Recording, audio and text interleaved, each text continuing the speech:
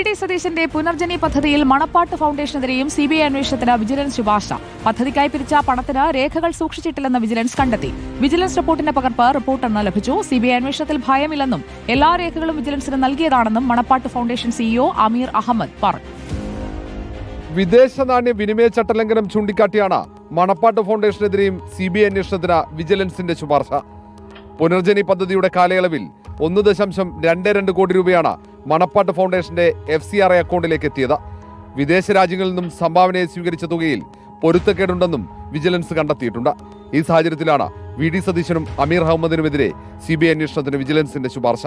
Vigilance കണ്ടെത്തലുകൾ Manappattu foundation CEO അമീർ അഹമ്മദ് നിഷേധിച്ചു.